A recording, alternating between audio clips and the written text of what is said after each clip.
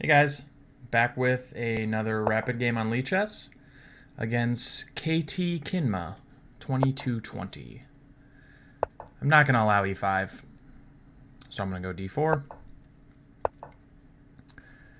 And very likely we'll have some kind of a King's Indian or a modern defense. Guess I'll go bishop g2. I do have to think about e5 here. Okay, so it'll be a King's Indian.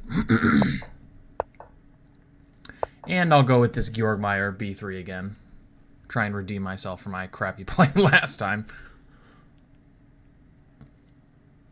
Hope everyone's day is going swimmingly. He goes c5. So I talked about this, I think, a little bit in my last video. I think the best move is bishop b2. If he takes, I take with the knight, and I'll follow up with c4. And if he goes knight c6, I'll probably play d5. That's a move I've never seen before. I think probably I'll still just go c4.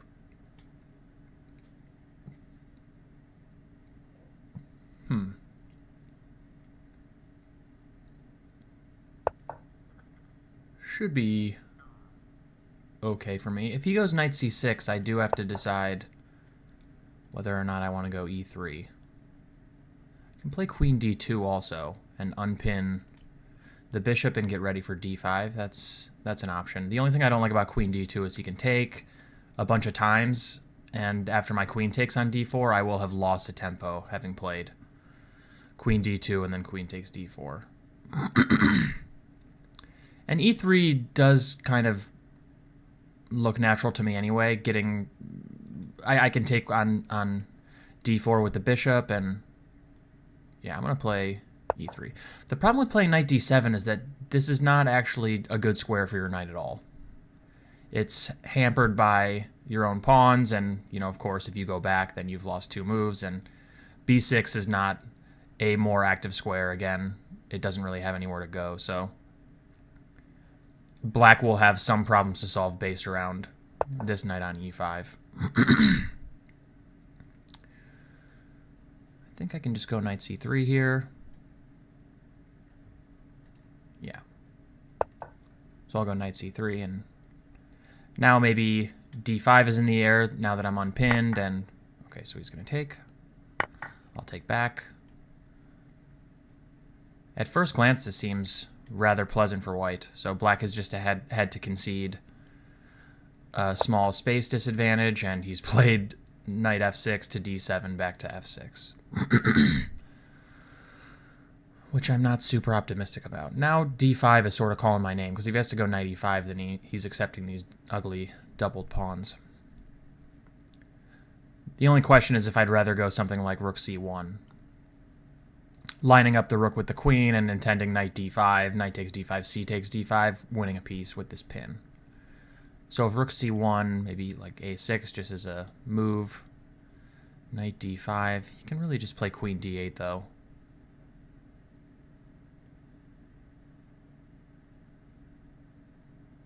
That's kind of interesting though, something like rook c1, a6, knight d5, queen d8, knight back to e3.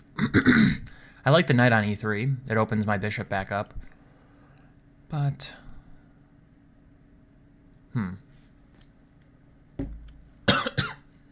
excuse me, I think I'm getting a little bit sick, unfortunately. I don't sleep a lot. I would rather just play chess and watch Netflix instead of sleep, so every once in a while I feel like I sort of get sleep-deprived sickness of some kind.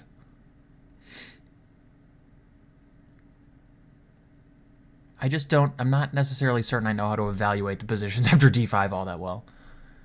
I presume after d5 he's going to go to a5. And then maybe b6, knight b7, knight into the hole on c5.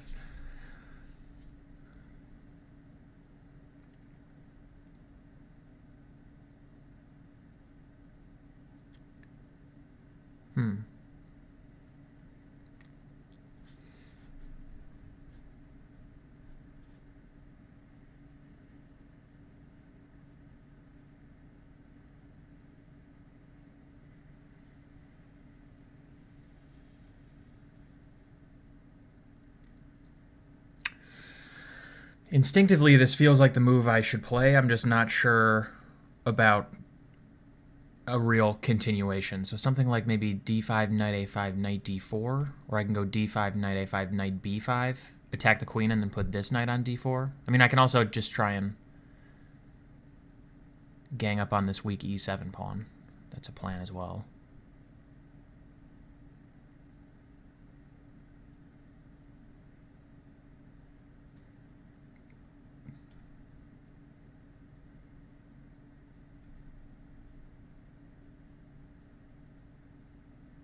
But there's also some argument to be made for keeping the tension for a few moves.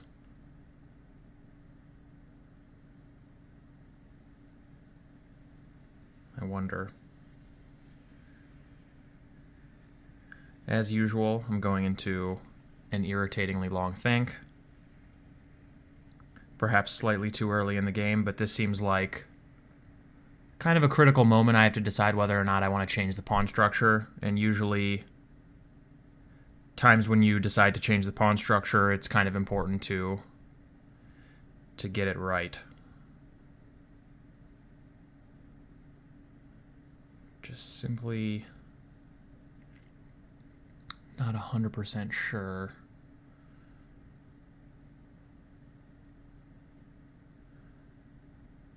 So if d5, knight a5, the knight is almost trapped on a5, but b4 is always impossible because c4 is too weak.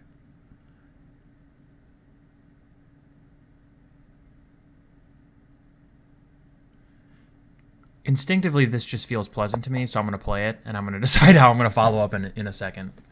I don't even know if he's going to a5, so I don't... I mean, like d8 is possible, but it looks bad, and b4 is possible, intending to make it into the c5 square in a different way. Eventually, this knight should find a home here, most likely, but how black decides to do that is really up to him. Maybe b4 is actually better. But I think I'm probably just going to follow up with like rook e1 and knight d4. I might go knight d4 first.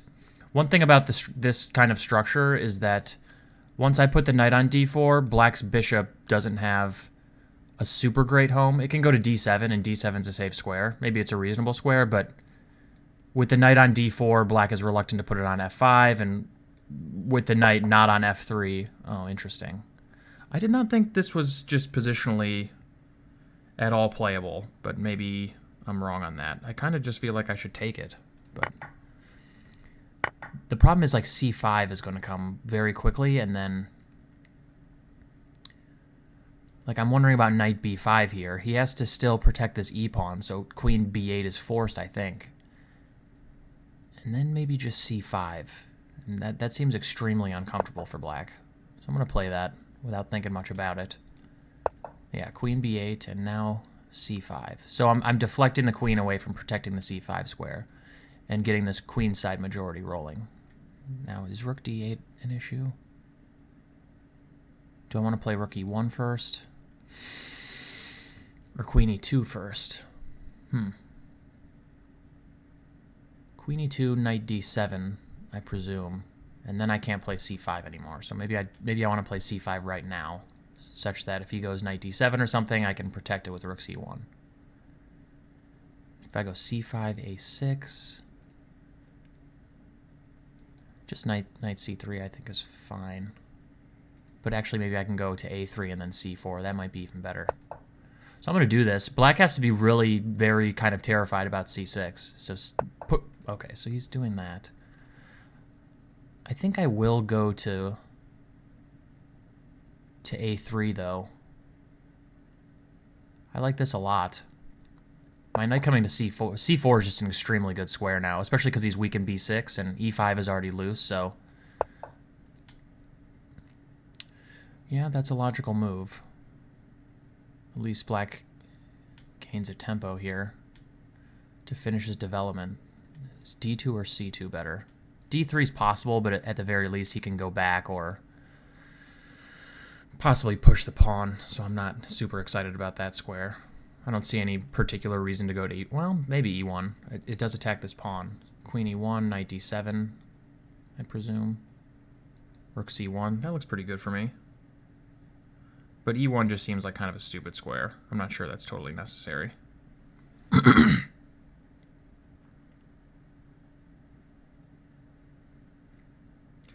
I don't love queen c2. I think at some point maybe this bishop can come back. So I guess it's queen e1 or queen d2. Queen d2. I'm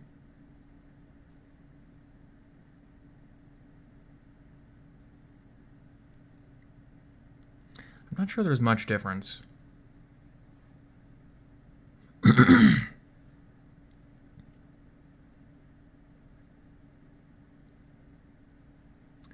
Queen d2, rook d8, rook e1, knight d5. I'm wondering if knight d5 is possible. The problem with putting the queen on d2 is that you open yourself up to pins. So something like queen d2, rook d8, rook e1, threatening this pawn, but he has knight d5, protecting the pawn. And if bishop takes d5, something like e6, or bishop e6,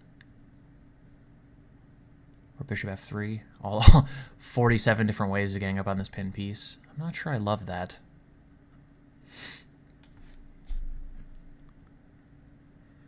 Queen e1 does gain me a move right away. He might be able to play rook d8 in response to queen e1 anyway. So queen e1, rook d8.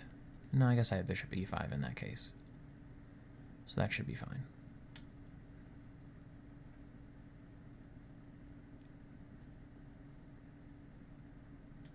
Queen c2 looks a little bit more natural, though.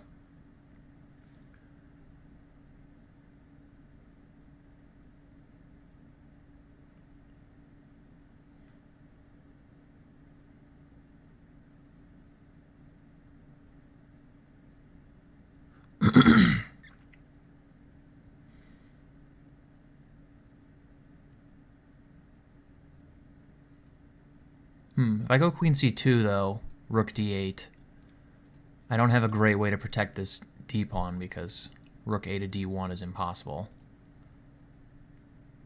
I can think about f3. I just really don't want to play that move. I guess f3 I can always I don't know. I don't even know what's the word. Make my position not ugly again by going f4.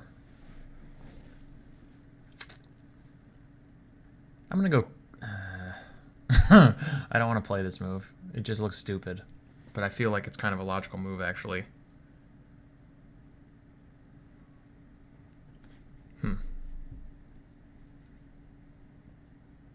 F3, bishop F3, bishop F5, I guess. I wouldn't go all the way back to D7 unless someone made me. I'm going to play queen E1. I can't think about it much longer, and...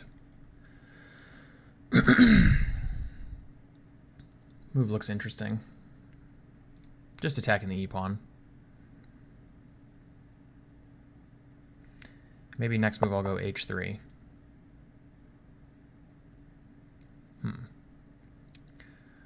I didn't consider that move.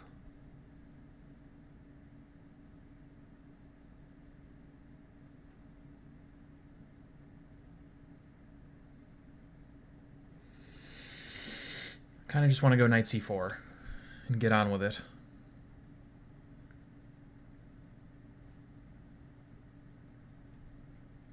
I think I will. Maybe I go into c7, maybe I go to e3 and just shore up my position. The knight on e3 is very well placed. Now my bishop's really strong. I like that. Oh my god, he can take here.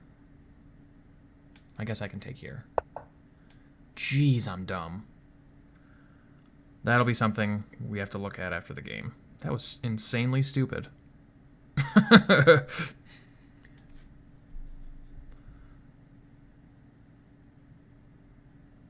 So now, how do I hold my position together?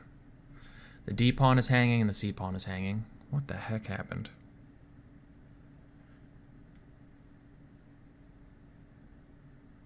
Can I just go knight e3? I'm going to go knight e3. If he takes on c5, I can take on f6. Bishop takes f6 and then take on g4. He doesn't care. And then I'm just going to protect the c-pawn. I'm just trying to hold it all together, people. Keep all my ducks in a row. Well, okay, I don't have to pre-move that. He's threatening to take again. Maybe I should just go queen d2.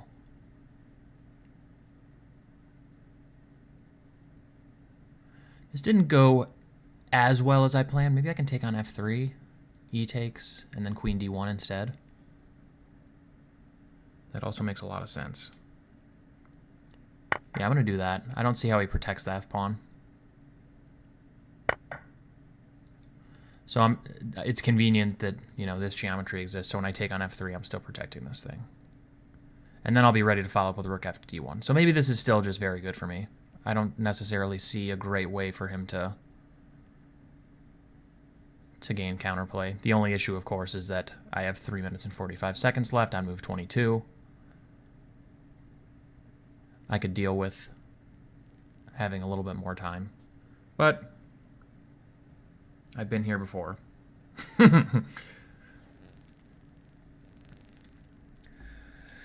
Hopefully I'll get to finish up the Practical Endgames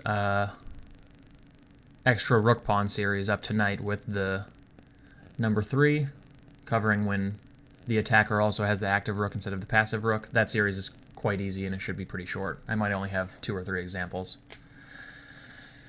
And then I've got some other ideas. I want to do some opening stuff. I'd also like to teach how to mate with the bishop and the knight. That's something I haven't studied in a while. I could use a brush up on it. I occasionally forget how to do it. So that might be something I want to do. And then, what happens if e6 here?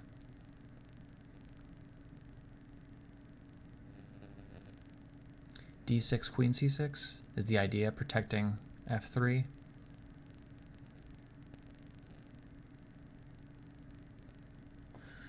I don't know.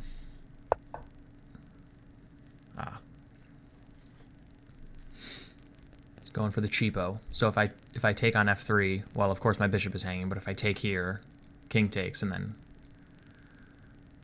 queen takes f3, he's going to go knight d2. Not even certain that's actually that bad for me, all things considered, but we likely have better. I can check here.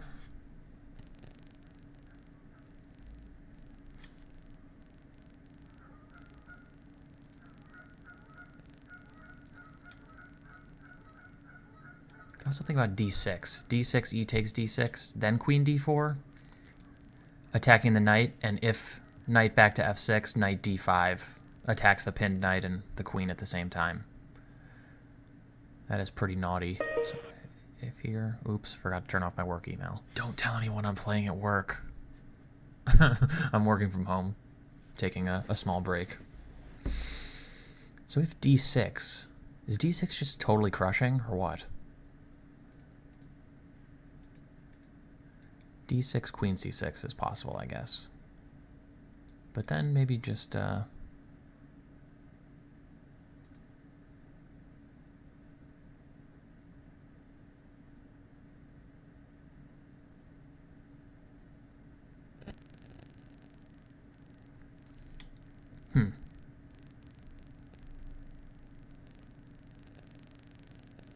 Well, I'm going to go for it. It looks interesting. Again, this is maybe a move that's not necessary. Similar to my queen sack in the past maybe game or two that I played. But it looks interesting. Knight d5 is calling my name, as is queen d4. I feel like maybe... I don't think he can take this. I think just this check is very strong in that case. The only question is if something like queen c6 gets him out of trouble. I'm contemplating queen c6, rook c4. This was my idea. So after queen c6, he's protecting the knight. But after rook c4, let's just say e takes d6. Well, I mean, one thing to notice after queen c6, I can almost play d takes e7. I mean, in fact, I can. And after rook d1, I can take on f8 check, king takes f8, and then I can take here, and I've got 2 rooks for the queen. But my idea with rook c4 is to threaten the very sneaky queen a1 check, getting myself off the pin, and then d takes e7. So after rook c4, I'm threatening to go... After queen c6, rook c4, I'm threatening to go queen a1 check, which is very sneaky. And I might also just be threatening the simple queen d4 again. Now the rook and the queen attack the knight, so he'd have to go back and then maybe something like knight d5, when I have a whole host of threats. Knight takes e7, d takes e7, etc. I don't know. Interesting stuff. This will be one of those positions where I wish I had my another 15 minutes, because it's just kind of interesting. Fascinating position. I can also go queen c6, queen d4 check. And if he moves his king, maybe knight d5. Or I can go queen c6, knight d5. Also possible. And if e takes d6 there, then queen here would transpose to the line already mentioned. Something of a mess.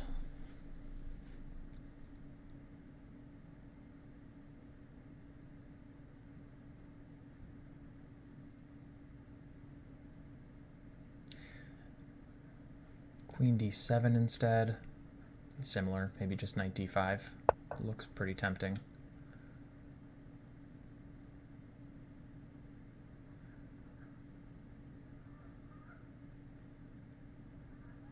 So if queen d7, knight d5, e takes d6, queen here.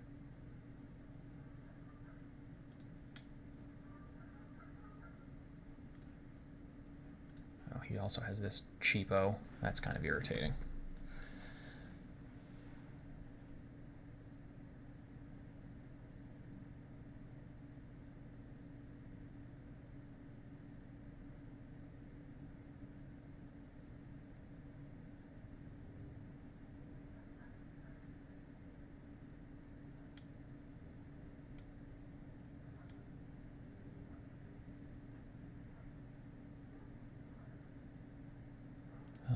I'll go knight d5. My idea is queen h3, just queen takes f3, e takes d6, queen d4 check. We'll pick up this knight, because knight f6 is no longer possible with the pawn not on e7. Also just threatening d takes e7 in this case. So it's getting a little scary for black.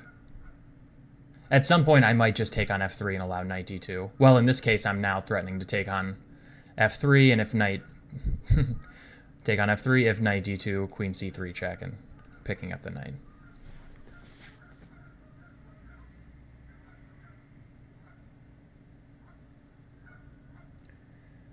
Getting a little bit scary for black, but the position is very messy and I have little time, so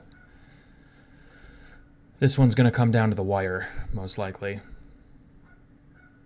I do have to watch out for queen h3. That would be a very quick way to lose this game if I, for some reason, can't get rid of this pawn. So, for instance, knight g5, I have to think about what I'm doing there. Because something like knight g5, d takes e7, queen h3 might work, honestly.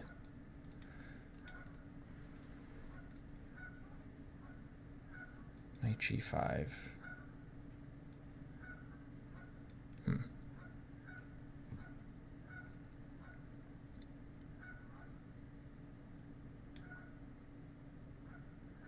I guess in a lot of cases my knight can come back to one of these squares if he goes queen h3. I'm just not in love with doing that, especially if I have problems down the d file.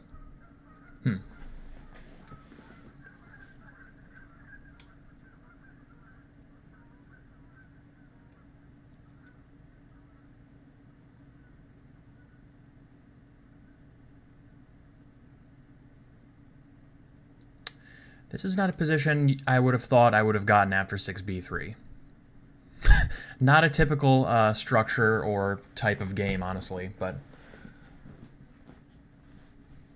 it is common after 6b3 that there are a lot of dark squared bishop trades, and because in a lot of the lines your knight is well poised to go into d5, it is the case that there are a lot of tactics against this king on g7, as we're kind of seeing here. Because after you trade on g7, black has some weak dark squares, and a lot of times your queen and knight are ready to try and get in and exploit those in some way. So that is not uncommon.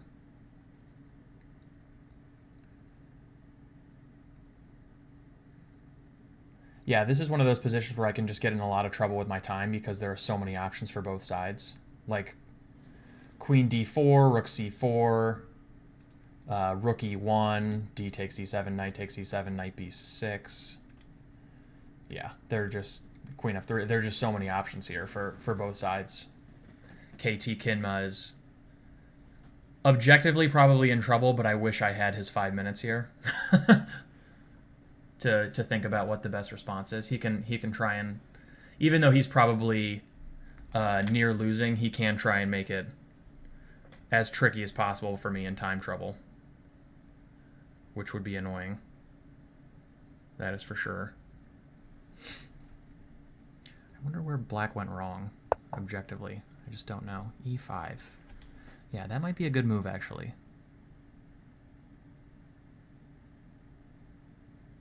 I do have the idea to take here, and then after knight d2, queen c3, knight f1, queen takes e5, f6, queen e7 check, queen takes, pawn takes, rook takes, take here, take here. I'm up some material in that case.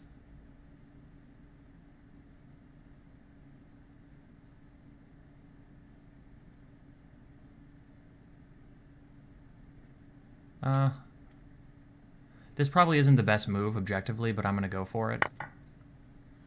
I won't have to worry about losing to queen. Oh, I didn't even see that move. Okay.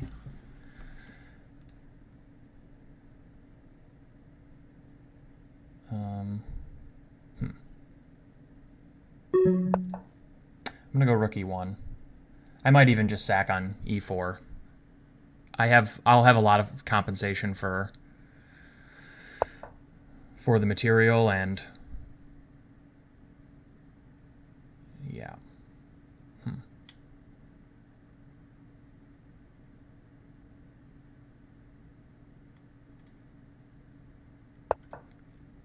Okay, I'll put my knight on c7. I don't know if this is the best square or not, but I think black was planning to meet rook e4 with queen d5, so I did not go for it.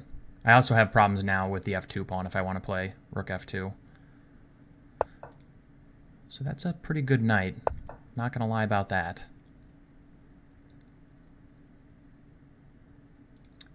This e-pawn seems like a goner, though. He can, yeah, I mean... Oh, you scallywag. All right, we'll take here. Queen e5, knight f3 would be pretty bad for me, obviously. He's just trying to shamelessly flag me now. Not thinking much about his moves. If given a chance, I might go f4 here. Black might want to go f4 himself, but there are risks there.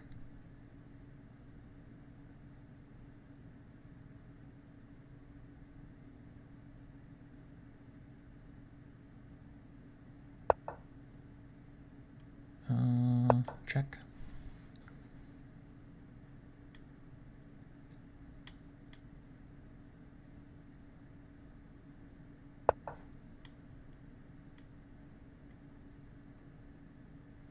Nope. Running out of time. I'll pre-move taking on f4 this way. I do have knight e6 lurking here as well. So that's good. Probably should avoid making a move with 0.3 seconds on my clock next time, I would say. For both my cardiovascular health and my expected value in this game. So he blocks the... Oh my god, I had no time. Holy god. Okay, I'm going to take whichever rook he doesn't move instantly, and then probably I'm just going to sack on e4 back again to simplify the position. I clearly can't be trusted to make a move on time. So we'll take there. He can take there if he wants. That would be a blunder. And in fact, well, in this case, I'll probably exchange on e8 if he doesn't take with the rook. He does take with the rook. I'm just going to sack back. If he plays rook e8, as he should, I'll go queen d4.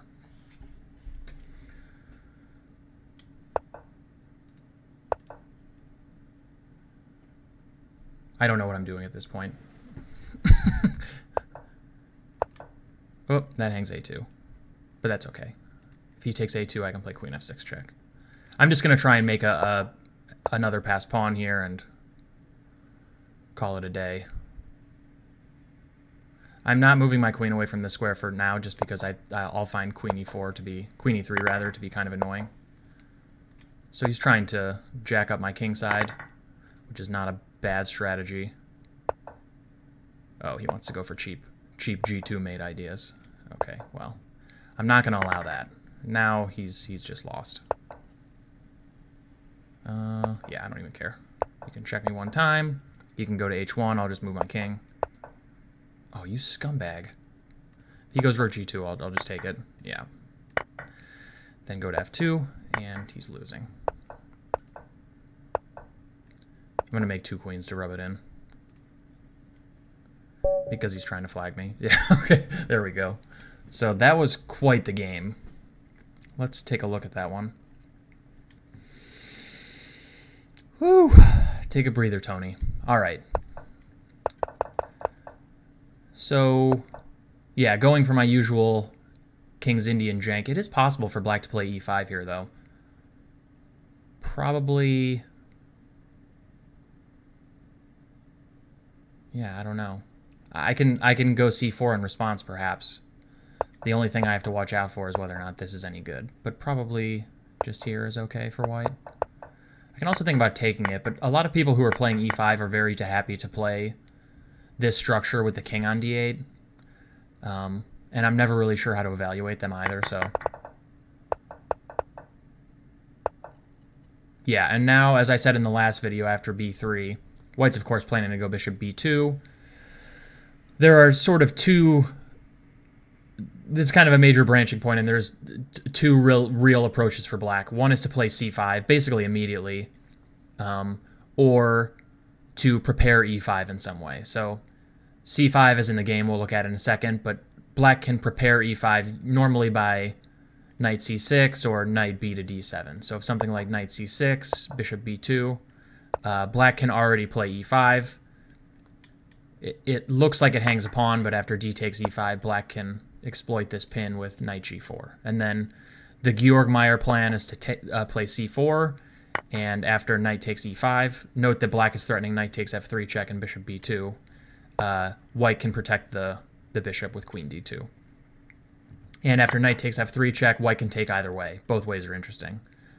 E takes f3, of course, does block in the bishop temporarily and bungle up white's kingside structure a little bit, but white's idea is that after f4, he has the open e-file and good control of the e5 square. And again, the bishop will be very strong on this diagonal. And usually white is very happy to trade these bishops, so something like this in here. Black, again, as in the game, has some problems with these dark squares and will be hard-pressed to prevent knight c3 to e4 or d5. So you might say, okay, knight c3, I'll go bishop e6, but then perhaps knight e4 is annoying. So with the knight on d7, black can play into the same sequence, but meet queen takes b2 with queen f6, but even then, so for instance, I can just show that, of course. Knight b to d7, bishop b2, e5, d takes e5, knight g4, c4, knight e5, all this stuff. And a lot of people play queen f6 here, just trying to liquidate, but white can go knight c3, and we'll play queen d2 and knight d5 anyway. So, and then after black gains, yeah, like queen d2 loses a move, but white is going to gain a move with knight e4 or knight d5, and then the queen can hop back on the long diagonal in a second. So it's not that bad. And yeah, I would say for the e5 approaches, maybe see my past video. It's also possible to delay e5 a little bit, something like this. And in a lot of these cases where black plays c6, I like to avoid putting the bishop on b2 for the time being, because a lot of times white can transpose back to favorable lines of the normal fianchetto Queen's Indian after, say, something like this. This is a pretty well-known line in the fianchetto King's Indian, and with the bishop on b2, it's okay for white, but if black is going to go for these c6 and e5 takes d4 approaches, a lot of times I like to put my bishop on e3 or f4. So in response to c6 specifically, I like to go c4 and at least keep this bishop flexible for one more move. Okay, but black goes c5, which is perfectly normal, and again here, there are two main options. One is to take on d4 right away, and after knight takes d4, black typically goes either d5 and tries to grab a little bit more of the center, or we'll go a6 and intend to go into sort of a hedgehoggy or kind of like Sicilian-esque setup. So for instance, a6, c4. White always generally wants to go c4 before putting his knight on c3 to clamp down on the d5 square. Queen c7, knight c3, and then there are a couple moves here. Bishop d7, knight c6. I think knight c6 is the main move, and then after rook c1, black has to be at least a little bit careful here. I think it's important that he goes knight takes d4, queen takes d4, and then something like bishop e6. I had someone go knight d7 against me yesterday, but this loses to queen takes g7 check, and then knight d5. I'm going to take back on c7. That game was a massive blowout. But it's a total side note, completely unrelated. It is important that black goes knight d4 here, because I think something like bishop d7, which gets played against me a lot, actually runs into knight d5. Attacking the queen, possibly threatening knight takes c6, followed by knight e7, and also threatening to damage black's structure a little bit after knight f6. And the problem is that knight takes f6, knight takes d5, c takes d5, runs into this pin. So I think black has to go queen d8, but after takes, something like takes, this would, of course, be very pleasant for white. Black has this weak d6 pawn specifically, but f6 is also weak, and rook fd1. Yeah, white's position is very pleasant. I played that a billion times in online blitz games. So that's one approach. The main approach here, though, is d5, and then I think white should go c4. And after d takes c4, sack the pawn with knight a3, and just develop very quickly either with queen takes b3 or a takes b3. White has a big lead in development already, has two strong bishops. The rooks will come to the open files and harass black's queen most likely, and yeah, good compensation. Probably objectively around equal, or maybe very, very slightly better for white. Not much. But knight fd7 seems a little bit dubious to me. And again, for the reason in the game, I think that just after something like this knight on d7 is really poorly placed. And as we saw in the game, black had to go back to f6, which is sort of an admission that his opening strategy was maybe a little bit of a failure. I was unsure about what move to play here. I thought e3 was probably the best move, because in this specific case, I'd be very happy to take on d4 with the pawn, which is not always the case, but I did think queen d2 was interesting as well. The problem, yeah, I didn't like c takes d4, and then just, I thought after taking everything off, black shouldn't be all that much worse. Maybe white is still a little bit better here now that I look at it, though. This will be very easy for white to play, and this bishop is very strong, so maybe it's better to go for the computer's move, yeah. Interesting. But this move actually doesn't look bad to me. Maybe if I got this position again, I would give this move a try. But e3, I think, seems objectively quite good as well. Yeah, queen c7. Queen c7, though, strikes me as a little bit artificial. Somehow after knight c3, I think black is already maybe wishing that his queen was not on c7. So what would I play for black instead? It's an interesting question. See, this piece is just total garbage here. I don't really want to play this position for black all that much.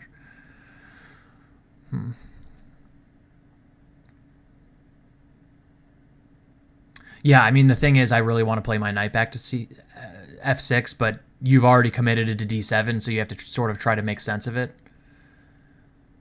It's just hard for me to find a good move.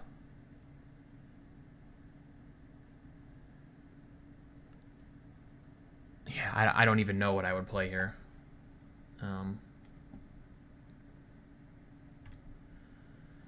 Let's see what the quote is.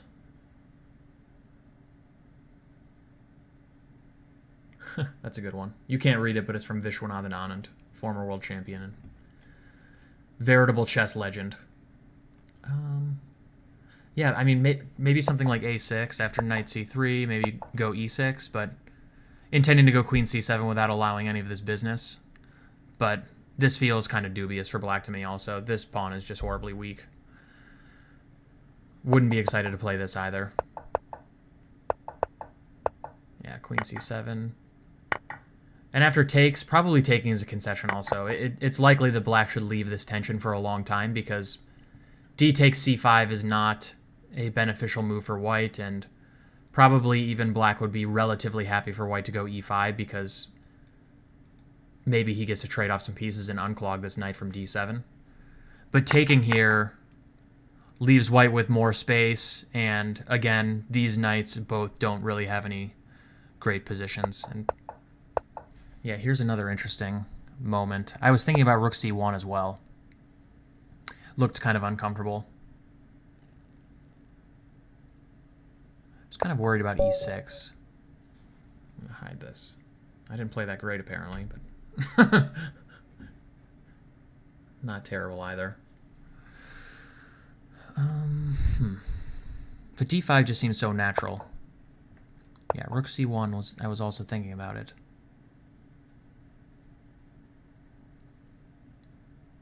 I've got plenty of time to sort of contemplate d5 on every move, but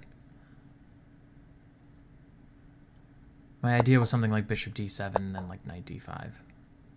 He can't take, of course. I thought something like queen d8 and then knight e3. Yeah, knight g4 I didn't really consider, but it's a good idea. Unlocking this bishop and trying to trade off a set of minor pieces. Possibly enable the bishop to come to g4, which would be a very good square. Yeah, maybe this was a little bit too sophisticated, a little bit too fancy. And yeah, d5 just seemed good anyway, so. I was a little bit more worried about knight a5. I was intending to go knight d4 to not allow bishop g4 and bishop takes f3 or something, for instance, or bishop f5. So I thought, I assumed black would go bishop d7, rook e1, rook e8. I was a little bit worried about my queen side being broken down. That's why I hesitated on d5 for so long. Something like queen d2, a6, yeah. But I guess probably it was kind of a ghost threat. I mean, even rook a to c1 here. And b5 is not really possible. b5 is not moving the b pawn a lot of times in this kind of structure or similar structures is not a particularly great idea because c6 becomes really weak. But in this case, I think it also just loses a bunch of material to takes and, of course, discoveries. So if black wanted to do this to prepare b5, they would have to move the queen, for instance, to b8, which also supports b5. I would have to think about that. Maybe a4. I don't love weakening b3 like that, though. Computer's calling for knight d1, which I literally don't understand at all. What the heck does that do? Oh, it just attacks the knight. I was literally absolutely baffled by this move. I was trying to think of where the knight was going. This move actually makes a lot of sense. Because if black has to go queen c7 or b6, then b5 is stopped for the time being. This move is actually really good. Gotta hand it to Stockfish. Okay. But yeah, knight e5 seems like a concession, but maybe I didn't exploit it in the best way. So yeah, knight b5 likes knight b5. This move seems very obvious to me, but maybe also possible something like rook e1. The only thing about rook e1 is that it allows a6, for instance, and then white has to find something else to do with this knight. I like the plan of knight b5 and then c5 better because now my knight is ready to go to the good c4 square. This plan is a little slow, though. We saw in the game that this knight ended up on a3 for a long time, so maybe this plan was a little bit ambitious. Yeah, like computers don't like this at all. Rook e1. I didn't like rook e1, though, because I thought knight d7. But apparently knight d7 is utter crap. Yeah, this move's actually really good. Did not see that at all. The idea being that just takes and then... Oh, I just assumed takes here first, but... Bishop a3, dang. Yeah, things are getting pretty serious. This is a strong idea. Definitely did not see that. I thought c5 was good. That is a bummer. Probably this is a mistake or an inaccuracy. Yeah. I thought this plan was strong. I mean, this was my whole idea behind knight b5 anyway, was to deflect the queen away from protecting c5 so I can get these things going. I thought c6 was just going to be extremely dangerous for black. It is true, though, that I did not get particularly far. Maybe bishop g4 wasn't good, because I do get my knight back into c4, and then it seems like I managed to hold everything together to my advantage. And the only thing is bishop g4 is a developing move, yeah, but I gain the tempo back with queen e1, and then I get to keep on furthering my initiative, whereas maybe black has a move instead of bishop g4 here that's better. Yeah, like rook d8 seems more to the point. Perhaps threatening knight d5 in a lot of cases. So like if knight c4, I wonder if knight d5 is possible. Bishop d5, yeah, like bishop e6, for instance, is very complicated. Yeah, computers think, well, it has to go for this or else probably has nothing. But this is not something you want to go for unless you're really certain. Yeah, I guess knight b6 is possible, but a counterpin, clever. Of course, if here, then takes would be a blowout. Yeah, this part of the game got really sharp, and I just simply was not sure at all what to do. Oops.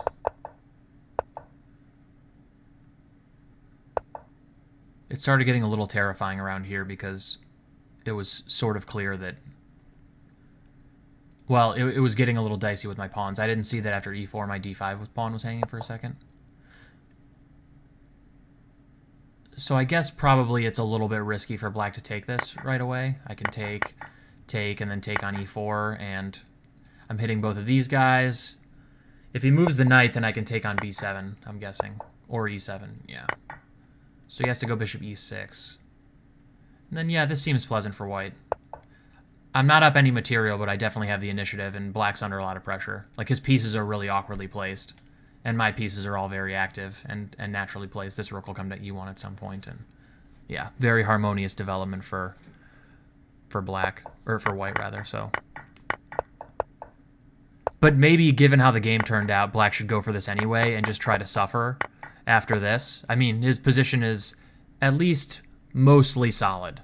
Mostly holding together, and I think maybe this was more pleasant than what happened in the game, but maybe not. Yeah, I was able to play knight e3 here, and this is sort of where it felt like maybe black was already in a little bit of trouble, because I do get to protect d5, and then after he moves the bishop, I do get to protect c5, and for the most part, it looks like I'm holding now, and these pawns are very powerful. Probably, I feel like black maybe wants to take here at some point, instead of allowing me to take on f3, because the pawn was very weak on f3, so perhaps something like takes was better, and then rook fd8 or something like that, trying to gang up on this pawn. It's a logical way to exploit queen e1 now that the queen is not on the d file protecting this pawn, and this rook can't come to d1 to start attacking this d pawn. Bishop f6 probably wouldn't have occurred to me either, just because I really don't want to give up this bishop, but... Yeah, because after this, it seems like it's going to be hard for black to hold everything together. Bishop takes, king takes, fell forced to me, and then d6. So Stockfish just wants me to take on f3. So what's the idea? Whoops, I just punched my mic. What's the idea after knight d2 then?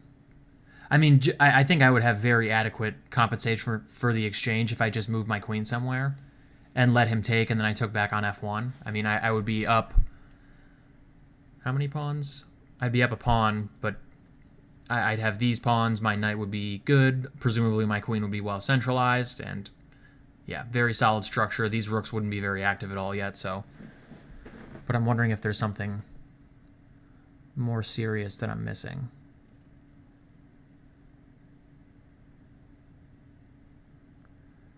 Takes on f1. Maybe it has to do with d6 at some point. Takes, knight d2. Oh, dang. That's clever. Yeah. Check, and then if takes, I have queen c3. Picking up the knight. Did not see that. And if he doesn't take, presumably he has to take, because if king g6, I think just like something like queen e3 hitting e7, hitting here, maybe queen h6 at some point. Yeah, but I guess I could also force him to take with this mate threat immediately, too. Takes in here. That would be the same. Wow, that's slick. Yeah, and then I would just be up a pawn, and black's kingside structure is ruined, and I have these massive pawns on c5 and d5. That would have definitely been quite a bit better than what I played. But yeah, my idea here, if you couldn't follow the analysis, I wouldn't blame you. I wasn't probably all that clear. If e takes d6, queen d4 is a double attack, and if knight f6 trying to save the piece, knight d5 is completely deadly. Of course, the only square that meets the threat to the queen and protects the knight at the same time hangs the queen still, so I'll get the arrows right eventually. On Twitter, Anton squared me, proposed the drinking game that you have to drink every time I screw up the arrow with the hashtag tonight we die, which is pretty funny. Yeah, so this would be a blowout. E takes d6 is impossible, and I was thinking about queen c6 for a long time, wondering what I should play. There seemed like a ton of options. I wonder if I can go for that same tactic again. So if here, well, I guess in this case I could just take on c6. Not necessary. But I was also thinking about rook c4. With the point that, let's just say some move that makes no sense. Knight g5, I can play queen a1. And then d takes e7 if he just moves the king. So he'd have to go here, but that hangs a bunch of material, so. And of course, I still have this threat, and but I think I was also just thinking about knight d5 here as well, which seemed pretty strong. Again, threatening d takes e7 and also queen d4 check. Looks pretty nasty. Or just queen f3. Yeah, I mean, a major problem here for black is that he just can't hold on to this f3 pawn, it seems like. Queen d7. Yeah, I played knight d5, and again, same thing. If here, then here. Double attack. Knight f6 is impossible. So he can't take yet. Geez, if black has to sack the piece with knight c5, he's in real trouble. Yeah, e5 takes f5. Is there anything else? Knight g5 I don't think really does all that much. And I was intending to go knight d2. Oh, I guess I had queen f6, which I totally missed. Yeah, this move is just completely over. I was just going to go queen c3, takes here, takes, check. And when he takes, I was just going to go into this, which I calculated all the way to here and saw I was a pawn up and was willing to give this a whirl, so. But yeah, that was stupid. I can just check here, and he instantly loses pretty much. King g8, knight e7, and here his knight never comes back out again, so. But he didn't call my bluff, thank God. Perhaps he saw queen f6. Queen f7 was a good move, actually, because probably if he doesn't do anything, I'm going to play rook e4 and just go into the exchange down but 2 pawns up ending, where I have these massive pawns, this huge octopus of a knight on d5, and e5 is really weak, but queen f7 stops that. So either he can take on e4, and I can no longer take here because of queen takes f3 check, or honestly, I was just thinking here was not all that terrible for black either, so not losing at least. So he's attacking my knight, of course, so I have to defend it or move it. And I just decided to go knight c7. No other particular reason other than perhaps knight e6 at some point would be lurking. But, yeah, if I were black, maybe. Is f4 possible here? It felt to me like black needed to go. No, f4 is not possible in this position because I'm going to take on e5, but it felt to me like maybe here, like, or some other place, black just simply had to go for f4 because otherwise, like, his pieces just don't make a lot of sense. Like, maybe f4 gives black some practical chances. I was thinking about queen d2. Queen d2 would have been horrendous, by the way. I wanted to go queen d2, so fg3, of course, hangs the knight, but God, that would have been embarrassing. Stockfish wants to go rook g5, king takes g5. I wonder why, though.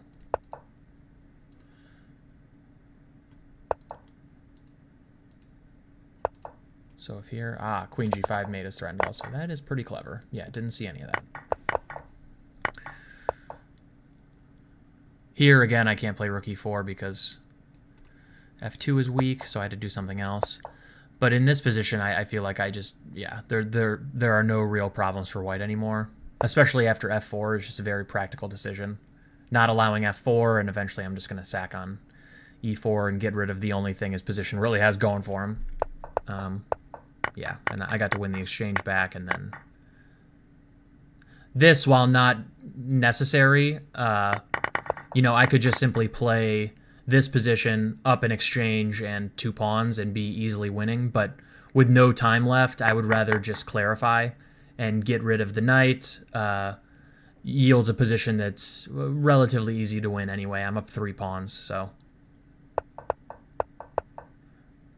And it doesn't appear as though I missed anything serious. I could have gone queen e5 here, which comes with the threat of queen g5, so that would have traded queens and ended the game instantly, but I didn't see it.